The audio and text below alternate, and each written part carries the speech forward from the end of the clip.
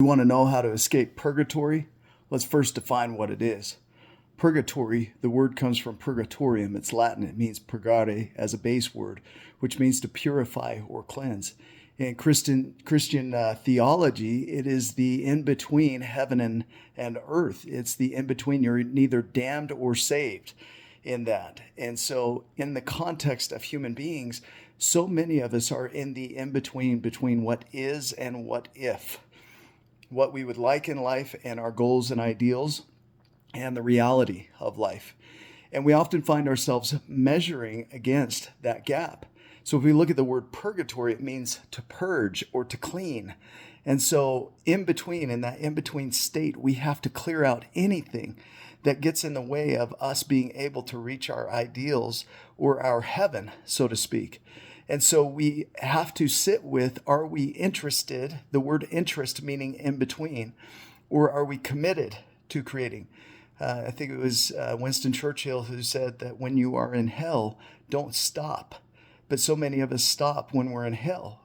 We look at our reality and we're suffering in that in-between. And all suffering occurs in the in-between, the gap between what is and what we think should be. So how do we escape purgatory? We surrender to it without rendering ourselves over to it.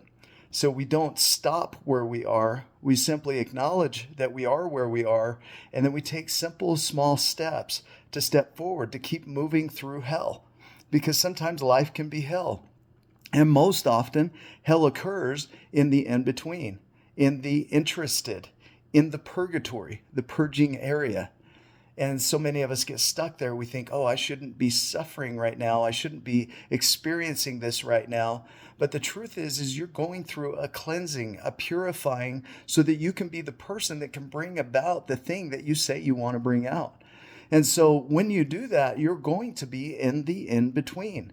And the in-between is the gap between what is and what could be, your potential and your possibility, or what you idealize. And it's good to have a vision of that idealization. A lot of people have a vision of going to heaven. And so they prepare themselves in the in-between for what they perceive to be the way to get there.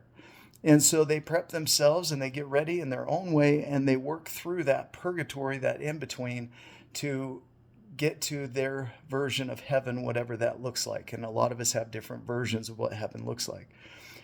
So in this reality, our heaven is our ideals. Our heaven is our possibility and potential. And when we're not reaching that, we get stuck in the in-between. We're in that non-commitment. Then that's where our suffering occurs. That's where we have uncertainty. That's where we have insecurity, is because we don't know how it's going to play out. But I'll give you a secret here. You don't know how it's going to play out anyway. We are not responsible when it comes to our imaginings and creations for the outcome. We are not responsible for the how that outcome is created. We don't know the dots looking forward. Like Steve Jobs says, we have to connect those dots looking backward, but forward, we can't see them. And we are also not responsible for the timing. Our timing is not the creation's timing or the universe's timing or God's timing. So we get to surrender, which means to render over to whatever pathway needs to happen for that to occur. But when you're in purgatory, in the in-between, you can either be consumed by the cleansing fire and turn to ashes, or you can turn to a diamond. You can step forward and take that pressure and really determine if you're committed to getting to your heaven, your creation, your purpose.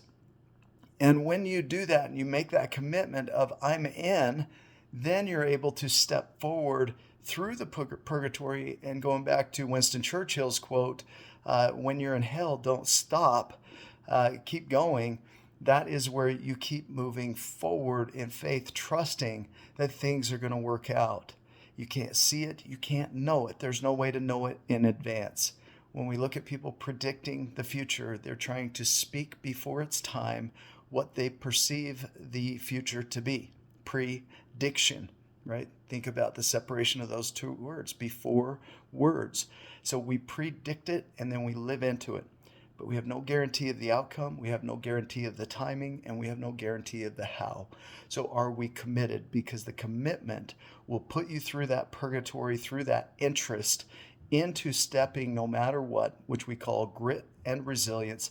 And it's that grit and persistence and resilience that will ultimately lead you to a higher level of being and potentially the thing you have in mind. So step out of purgatory by acknowledging that you're in purgatory, that you're in the in between. And that's where your suffering has come from.